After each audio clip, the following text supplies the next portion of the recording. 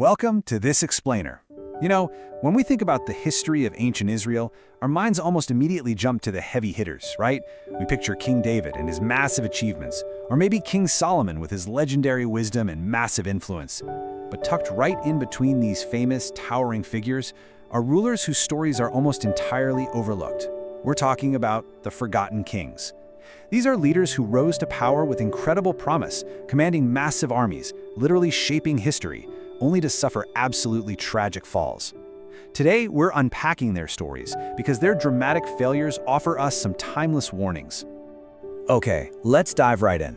There's this old saying, some kings ruled with crowns, but lost everything in the eyes of God. And what we're going to see as we walk through this history is a fascinating recurring theme. Earthly success, sheer power, political influence, they mean absolutely nothing if they're completely disconnected from righteousness. These forgotten rulers are proof that success without obedience is strictly temporary. Power without righteousness always comes at a severe cost. All right, kicking things off with Section 1, the Kingdom Divided. So let's quickly map out exactly what happened here. For decades, you have this incredibly strong, united front under David and Solomon. But after Solomon's disobedience, the entire nation completely fractured. We hit what's known as the Day of Division. The northern kingdom kept the name Israel, and the southern kingdom became Judah.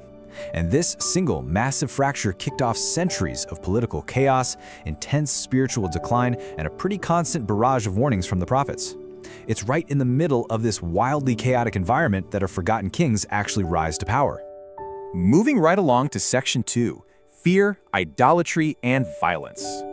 Now, what's genuinely fascinating here is the origin of what history calls the sins of Jeroboam. Jeroboam I was actually chosen by God to rule those northern tribes. He was handed an unbelievable opportunity, complete with a direct divine promise that his kingdom would be established if he just remained faithful. But, well, he let fear take the wheel. Terrified that his people were going to travel back down to Jerusalem to worship and eventually turn on him, he compromised. He built 2 golden calves, set them up in Bethel and Dan, and told his people, hey, just worship here instead. That single fear-based decision created a totally disastrous precedent.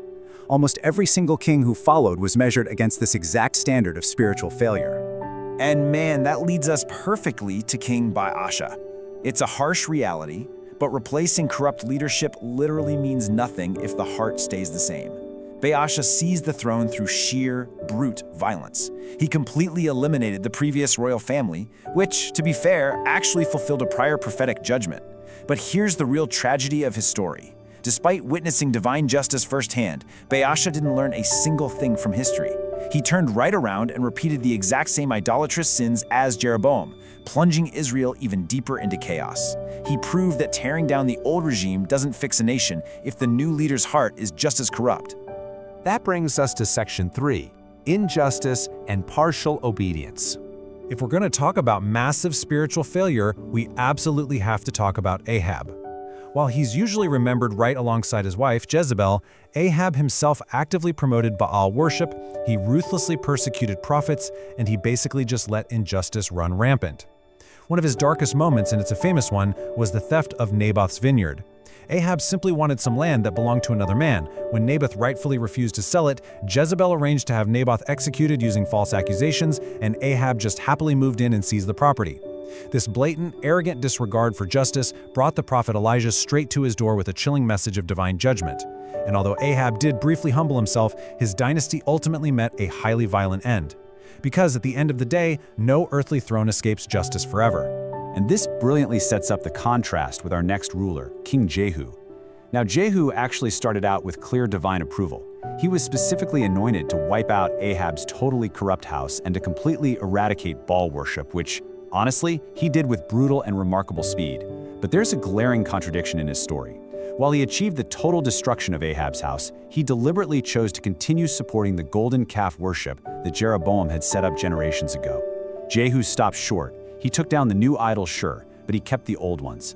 It's a stark, undeniable reminder that halfway obedience is just incomplete faithfulness. Serving a cause halfway is still falling short of the calling. Which brings us to Section 4, the Fall of Israel. The final, devastating chapter of the northern kingdom is written under King Hoshea. His reign ended with the infamous Assyrian exile. The massive Assyrian Empire swept in, conquered the capital city of Samaria, and literally carried thousands of Israelites away into exile. But the source material makes a critical point here. This wasn't just a military defeat. It wasn't just a matter of having bad geopolitics. It was the tragic, direct result of generations persistently rejecting God's covenant, blatantly ignoring the prophets, and turning their backs on countless opportunities to turn things around. It brings us to a seriously sobering reflection captured perfectly in this thought. God's patience is abundant, but his justice is certain. For centuries, God extended immense mercy and patience to these kings and their people. But eventually, the persistent, stubborn disobedience and idolatry demanded an answer. It's an impartial historical reminder, recorded right there in Scripture, that actions have consequences, and justice, eventually, comes for every broken system. Let's shift gears to section 5, Uzziah's spiritual pride. Let's jump over to the southern kingdom of Judah for a minute and see how this dynamic plays out in the life of King Uzziah. He started out wonderfully with a deeply faithful dependence on God. He sought the Lord, and because of that, his kingdom completely flourished. We're talking huge military victories and incredibly prosperous cities. But unfortunately, that massive success slowly morphed to an arrogant isolation, ultimately ending with him getting leprosy. So what happened? Well, he started believing that his high political position gave him authority over literally everything. He actually marched right into the temple to burn incense, which was a duty exclusively reserved for the priests. When he was confronted about it, instead of repenting, he just got angry. And right then and there, he was struck with leprosy right on his forehead. The man who seemingly had everything spent the entire rest of his life completely isolated. Spiritual pride can utterly destroy even those who start out perfectly well. And that leads us to our final part, Section 6, Timeless Lessons of Leadership. When we pull back and synthesize this entire history, a pretty undeniable pattern emerges. Think about it. Jeroboam fell to fear and compromise. Baasha had an unchanged, highly violent heart. Ahab just totally embraced injustice. Jehu settled for partial obedience. And Uzziah was completely blinded by his own spiritual pride. Notice what they all have in common here. Every single rise to power came through providence, but every single fall was the direct result of deliberate choices to ignore righteousness. These weren't just tragic accidents. They were intentional choices that literally caused mighty kingdoms to collapse. So what's the crucial takeaway here regarding the true measures of greatness? Look, the world might measure leadership by wealth or military victories, or how much political influence you wield. But these historical accounts show us a completely different standard. True greatness is actually measured by humility, obedience, and faithfulness. It's about seeking righteousness wholeheartedly, regardless of whether you're currently experiencing massive success or dealing with overwhelming failure. Earthly power is always temporary, for sure, but faithfulness, that carries eternal significance. We're going to wrap things up with a final, slightly provocative question. What legacy is your leadership building today?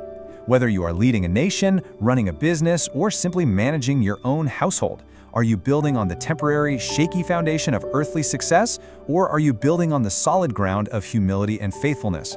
These forgotten kings may have lost their crowns centuries ago, but their warnings remain totally relevant today. Take some time to really reflect on your own choices. If you found this explainer helpful and you want to uncover more timeless truths, be sure to subscribe. There are so many more forgotten stories in Scripture just waiting to be discovered, and together we'll keep unpacking them. Catch you next time.